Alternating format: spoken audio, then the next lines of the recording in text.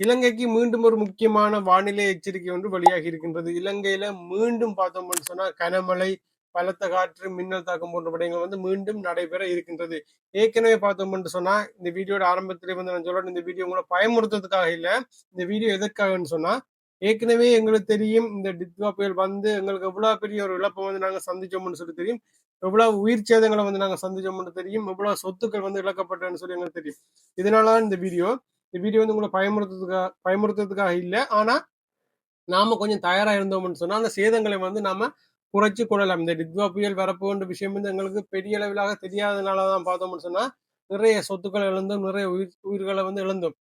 இனி வருகின்ற நாட்கள்ல இவ்வாறான இயற்கை அனர்த்தங்கள் நடக்க போன்ற விடயங்கள் எங்களுக்கு முன்கூட்டியே ஒரு சில இயற்கை அனர்த்தங்கள் முன்கூட்டியே அறியப்படாததான். அப்படி அறியப்படக்கூடிய இயற்கை அனர்த்தங்களை முன்கூட்டியே மக்களுக்கு தெரியப்படுத்துறதால பார்த்தோம்னு சொன்னா இந்த இழப்புகளை குறைச்சு கொள்ள முடியும். அதுக்காக தான் இந்த வீடியோவும். இப்ப பார்த்தோம்னு சொன்னா இலங்கையின் தென்கிழக்காக வங்காள விரிகுடாவில பார்த்தோம்னு சொன்னா ஒரு காற்றழுத்த தழும்பல் நிலை உருவாகி இருக்குது. இதை பார்த்தோம்னு சொன்னா மேலும் வலுவடையக்கூடிய சாத்தியக்கூறுகள் இருப்பதனால இந்த ஜனவரி மாதம் 8ஆம் தேதியிலிருந்து இலங்கையில நிறைய இடங்களை பார்த்தோம்னு சொன்னா கனமழைக்கான வாய்ப்புகள் இருப்பதாக வளிமண்டலவியல் திணைக்களம் தெரிவிச்சிருக்காங்க. இதனால பார்த்தோம்னு சொன்னா இந்த ஜனவரி மாதம் 8ஆம் தேதியிலிருந்து குறிப்பாக பார்த்தோம்னு சொன்னா வடக்கு, வடமத்திய, கிழக்கு, ஊவா மற்றும் மத்திய மாகாணங்கள்ல மழை அதிகரிக்கக்கூடும் சொல்லப்பட்டிருக்கிறது. இதை தாண்டி பார்த்தோம்னு சொன்னா இன்னும் ஒரு சில பகுதிகளில் பலத்த காற்று வீசக்கூடும். இதனால மீனவர்கள் கடலுக்கு செல்ற இடத்துல கொஞ்சம் அவதானமா இருந்து கொள்ள வேண்டும். அதே நேரத்தில் பார்த்தோம்னு சொன்னா இந்த அதிகமாக வெள்ளம் பெறக்கூடிய இடங்கள் இருக்கிற மக்கள், மண் சரிவு, இந்த நிலச்சரிவுகள் ஏற்படக்கூடிய இடங்கள் இருக்கிற மக்கள், மற்ற ஆபத்தான இடங்கள், அதாவது தாழ்வான பகுதிகளில், அதாவது அதிகமாக வெள்ளம் தேங்கக்கூடிய பகுதிகளில் இருக்கிற மக்கள் கொஞ்சம் ஆயத்தமாக இருந்தார்கள்னு சொன்னா இனிமேல் நடக்கின்ற இந்த பெரிய அளவிலான மழை, வெள்ளம், புயல் போன்ற இயற்கை அனர்த்தங்கள் இருந்து எங்களுடைய சேதங்களை நாங்க குறைச்சு கொள்ள முடியும். இதற்காக இந்த வீடியோவிலேயே உங்களை பயமுறுத்துறதுக்காக இல்லை. இப்படி ஒரு விடயம் வளிமண்டலவியல் திணைக்களம் அறிவிச்சிருக்காங்க. அதாவது இந்த ஜனவரி மாதம் 8ஆம் தேதியிலிருந்து அதிக அளவிலான மழை எதிர்பார்க்கப்படுகின்றது. ஏன்னு சொன்னா இலங்கையின் தென்கிழக்காக வங்காள விரிகுடா கடற்பரப்பில் ஏற்பட்டிருக்கிற இந்த காற்றழுத்த தழும்பல் நிலையால. ரைட். அடுத்த விஷயம் என்னன்னு சொன்னா எங்களுக்கு தெரியும் இந்த வெனிசுலால வெனிசுலா அதிபரை அமெரிக்கா அங்க போய் ஏற்கனவே நாங்க ஒரு வீடியோ போட்டிருக்கிறோம். பார்க்காத டிஸ்கிரிப்ஷன் லிங்க் கொடுக்குறோம், போய் பாருங்க. அமெரிக்கா அங்க போய் அங்க அந்த நாட்டு அதிபர் அதிக அளவிலான போதைப் பொருட்களை அமெரிக்காவுக்கு ஏற்றுமதி செய்யற, போதைப்பொருள் வியாபாரம் செய்யறன்னு சொல்லி குற்றம் சாட்டி அமெரிக்கா 2.5 மணித்தியாலத்துக்குள்ள அமெரிக்கா அந்த தாக்குதலை தொடங்கி 2.5 மணித்தியாலத்துக்குள்ளவே அந்த நாட்டு ஜனாதிபதியையும் அவருடைய மனைவியையும் அங்கே இருந்து நாடு கடத்தின் போய் அமெரிக்காவில் இப்ப வச்சிருக்காங்க. இந்த விடை எங்களுக்கு தெரியும். இந்த விடயம் தொடர்பாக ஒரு வீடியோ ஏற்கனவே நாங்க போட்டிருக்கிறோம்.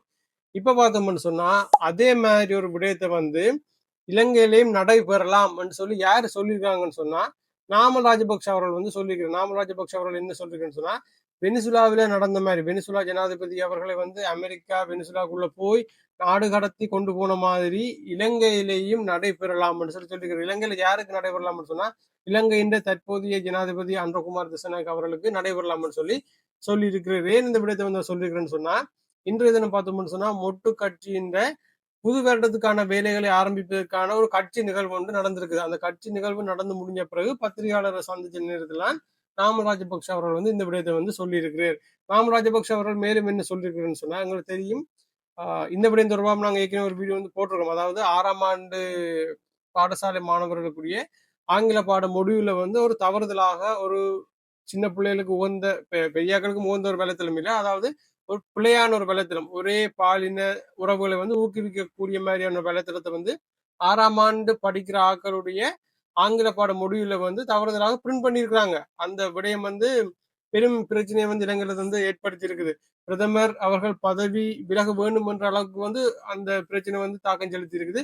அது ஒரு பெரிய பிரச்சனை தான். என்ன சொன்னா அவ்வளவு கல்வி அமைச்சர் இருக்கிற அவ்வளவு அதிகாரிகள் அவ்வளவு பேரை தாண்டி அந்த வலைத்தளமான அந்த புத்தகத்துக்கு அந்த முடிவுக்கு பிரிண்ட் பண்ணப்பட்டிருக்கின்றது ஏற்றுக்கொள்ள முடியாத ஒரு விஷயம்தான். இப்ப நாமல் ராஜபக்ஷ என்ன சொல்லியிருக்கிறேன்னு சொன்னா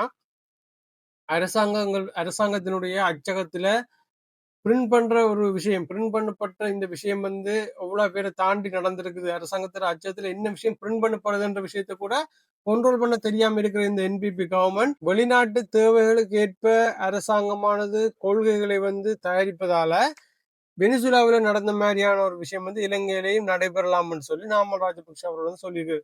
நாமல் ராஜபக்ஷ அவர்களை பார்த்தோம்னு சொன்னா தற்பொழுது தொடர்ச்சியாக இந்த அரசாங்கம் மீது நிறைய குற்றச்சாட்டுகள் வந்து முன் வச்சு கொண்டு வரார். அப்படி அந்த தொடர்ச்சியா குற்றச்சாட்டுகளை முன் வச்சு கொண்டு வர அவருக்கு ஒரு ஸ்ட்ராங்கான ஒரு பாயிண்ட் கிடைச்ச மாதிரி தான் இந்த 6ஆம் ஆண்டு ஆங்கில பாட முடிவுல வந்து அந்த வலைத்தளமான பிரிண்ட் பண்ணப்பட்ட ஒரு விஷயம். அது தொடர்பாக அவர் பார்த்தோம்னு சொன்னா பிரதமர் ஹரணி அமரசூரிய அவர்கள் வந்து பதவி விலக வேணும் என்று சொல்லியிருந்தார். இப்ப பார்த்தோம்னு சொன்னா அது தொடர்பாக இன்னொரு விஷயத்தையும் வந்து சொல்லியிருக்காரு. அதாவது ஜனாதிபதி அவர்கள் வந்து வெனிசுலா நாட்டு அதிபர் வந்து நாடு கடத்தப்பட்ட மாதிரி இவரும் நாடு கடத்தப்படலாம், இவருக்கும் இதே மாதிரி நிகழ்வு ஒன்று நடைபெறலாம்னு சொல்லி நாமல் ராஜபக்ஷ அவர்கள் வந்து இன்றைய தினம் தெரிவிச்சிருக்கிறார். இந்த 2 விடயங்கள் தான் உங்களோட பயந்து நினைச்சிருந்தா இந்த விடயம் தொடர்பான உங்களோட கருத்துக்களை வந்து கமெண்ட் செக்ஷன்ல பதிவு செய்யுங்க. நீங்க நம்ம உங்க சேனலை சப்ஸ்கிரைப் பண்ணலன்னு சொன்னா சப்ஸ்கிரைப் பண்ணுங்க. இன்னொரு வீடியோவில் உங்களை சந்திக்கிறேன். நன்றி.